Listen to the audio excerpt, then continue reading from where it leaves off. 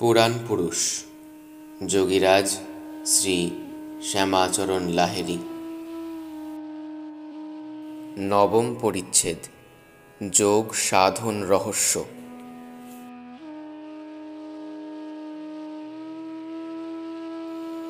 তিনি কখনো তথাকথিত ধ্যান করিতে বলিতেন না, বলিতেন ক্রিয়াযোগ সাধন করিতে।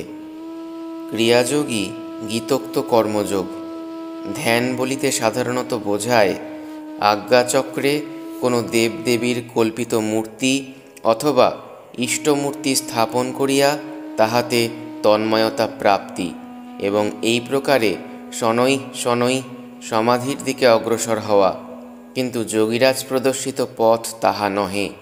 তিনি শিখিয়াছেন রেচক ও পূরকের মাধ্যমে ষটচক্রপথে অন্তর্মুখীভাবে প্রাণবায়ুকে লইয়া যাতায়াতের মাধ্যমে আপনা হইতেই কেবল কুম্ভক অবস্থা হইয়া যাইবে এবং সকল প্রকার চঞ্চলতার অবসান হইয়া ধ্যানের প্রকৃত ভিত স্থাপিত হইবে।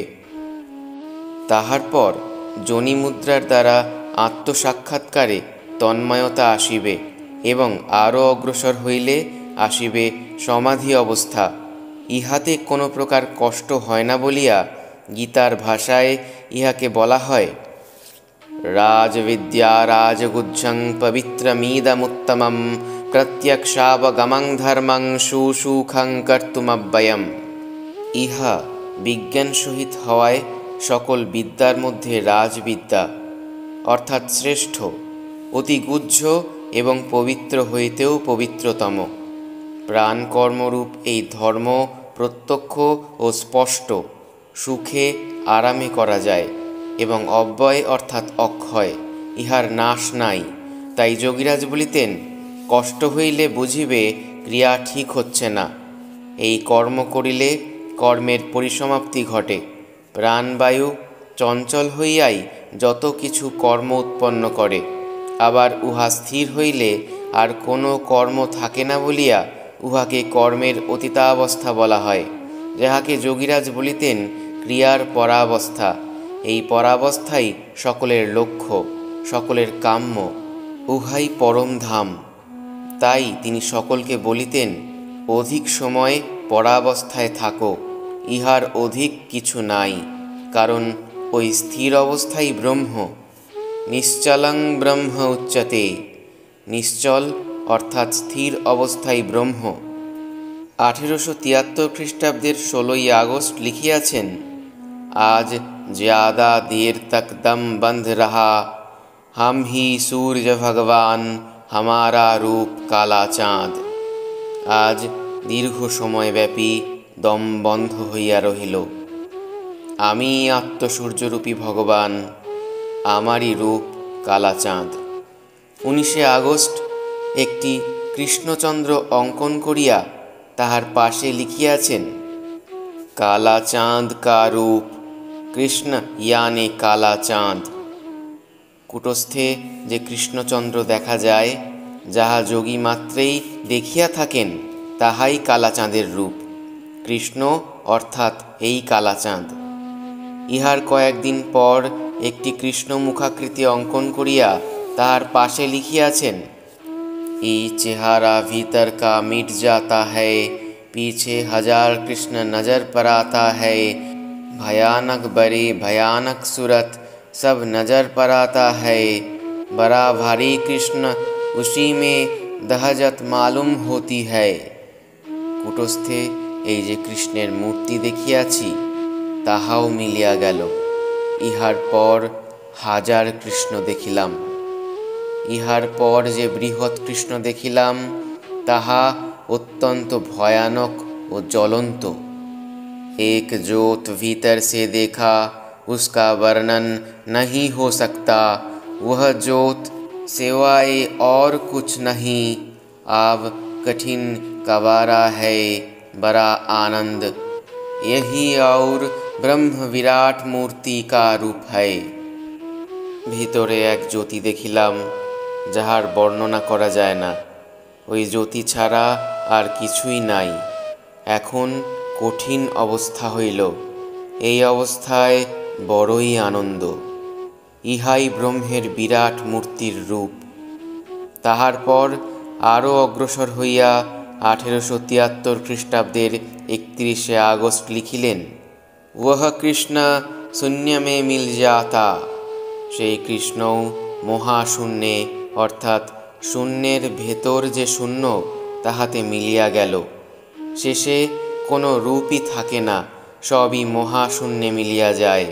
তাই তিনি লিখিলেন, যত রূপ দেখা যায় সব अपरूप, সব রূপ শূন্য মে মিল যাতা হ্যায়। ইহাকেই লক্ষ্য করিয়া অর্জুন বলিয়াছেন, ওই দেবতাসমূহ তোমাতেই প্রবেশ করিতেছেন। সেই শূন্য কেমন? তিনি লিখিয়াছেন, বিন্দু ঘোমটার ভেতর হইতে দেখা যায়, অর্থাৎ সাধারণ শূন্যের আবরণ আছে, কিন্তু মহাশূন্যের আবরণ নাই। তন্নিমিত্তে প্রথমে দেখা যায় না। মহাশূন্যের বিন্দুতে সমুদায় দেখা যায়, কিন্তু দেখা দেখি কতক্ষণ? তিনি লিখিয়াছেন, हम बिना कुछ नहीं फिर हम भी नहीं, खाली शून्य निर्मल वही अपने पद। अब श्वासा भीतर भीतर चला गए, वही सासा नारायण है और वही कारण बारी। यही का नाम पार उतरना कहते हैं। इसी ने से में যোগী লোক পরে रहते हैं। আমি ব্যতীত আর কিছুই নাই, আবার আমিও নাই, কেবল নির্মল মহাশূন্য বর্তমান। উহাই আপন পদ অর্থাৎ স্বস্বরূপ। এখন শ্বাস ভিতর ভিতর অর্থাৎ সুষুম্নায় চলিতেছে। এই অভ্যন্তর শ্বাসই নারায়ণ এবং ইহাই সব কিছুর উৎপত্তিস্থল। ইহাকেই ভবসংসার অতিক্রম করা বলে। এই অবস্থাতেই সমস্ত মহাযোগীগণ অবস্থান করেন। हम ही सूर्य हमारे प्रकाशित सब जगत। আমি সেই আত্মসূর্য, আমি হইতেই প্রকাশিত সমস্ত জগৎ। এই অবস্থায় অবস্থান করিয়া লিখিলেন, यह मालूम हुआ कि सूर्य हमा ही है, जैसा हम सूर्य रूपी और हमारे सब तेज सर्वव्यापी ब्रह्म। हमारा 9 हाथ है, 9 पैर है, केवल मंडलाकार हमारा तेज सर्वव्यापी। এখন বুঝিলাম যে ওই আত্মসূর্যই আমি। আমি যখন ওই আত্মসূর্যরূপী, তখন আমার সকল তেজ সর্বব্যাপী ব্রহ্ম। আমি হাত পা বিহীন, কেবল অখণ্ড মণ্ডলাকার। আমার তেজ সমস্ত চরাচর ব্যাপী। শাস্ত্র বলিতেছেন, অখণ্ডমণ্ডলাকারং ব্যাপ্তং যেন চরাচরম তৎপদং দর্শিতং যেন তস্मै শ্রী গুরবে নমঃ। এই অবস্থায় প্রকৃত গুরুপদবাচ্য। তাই যোগীরাজ একটি আত্মসূর্য অঙ্কন করিয়া তাহার পাশে লিখিয়াছেন, यही गुरु चरण है। আবার লিখিয়াছেন, यही गुरु का रूप है, यानी सूर्य। यह प्रत्यक्ष गुरु यानी महादेव। এই আত্মসূর্যই গুরুর রূপ, ইহাই প্রত্যক্ষ গুরু অর্থাৎ মহাদেব। মহাদেবী আদি গুরু। যোগীরাজেরও আদি গুরু অবস্থা হওয়ায় লিখিলেন, हमेशा कुंभक महादेव का जोग स्वरूप भया सिर हमेशा भारी आँख ऊपर ताना हुआ, खींचने से जल्दी नहीं टूटता, नहीं बोलने से बड़ा फायदा। দেবাদিদেব মহাদেব যেমন সর্বদা ধ্যানমগ্ন, যোগীরাজেরও সর্বদা কেবল কুম্ভক প্রাপ্ত হওয়ায় তিনিও দেবাদিদেব মহাদেবের ন্যায় ধ্যানাসীন। তাহার মস্তক সর্বদার জন্য ভারী। চক্ষুদয় শিব নেত্রস্বরূপ এমন ঊর্ধ্বগামী যে টানিয়া নামাইলেও নামিতেছে না। এখানে উল্লেখ্য যে যোগীর চক্ষু সম্বন্ধে ঠাকুর শ্রীরামকৃষ্ণ মাস্টারমশাইয়ের প্রতি বলিয়াছেন, যোগীর মন সর্বদাই ঈশ্বরেতে থাকে, সর্বদাই আত্মস্থ, চক্ষু ফেলফেলে। দেখলেই বোঝা যায়। যেমন পাখি ডিমে তা দিচ্ছে, সব মনটা সেই ডিমের দিকে, উপরে নামমাত্র রয়েছে। আচ্ছা, আমায় সেই ছবি দেখাতে পারো?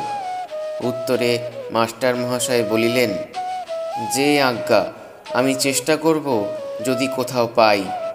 শ্রী শ্রী রামকৃষ্ণ কথামৃত, 3য় ভাগ, 2য় খণ্ড। এই অবস্থায় বাক্রহিত হওয়ায় কথা বলিবার ইচ্ছা নাই, অতএব কথা না বলিলেই লাভ।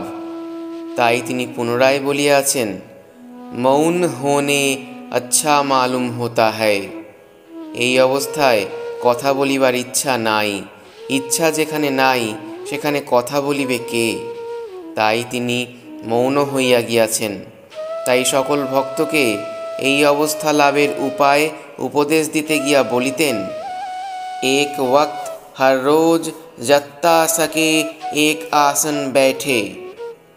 অর্থাৎ প্রতিদিন যতক্ষণ পারো অন্তত একবার এক আসনে বসিয়া দীর্ঘ সময় ক্রিয়া করো, তাহা হইলেই সব পাইবে। যোগীরাজ আরও বলিতেন, যদি কেহ ইহজন্মেই মুক্তাবস্থা লাভ করিতে ইচ্ছা করে, তবে আন্তরিকতা, শ্রদ্ধা ও দৃঢ়তার সহিত এই ক্রিয়াযোগ সাধন করিলে তাহা সম্ভব।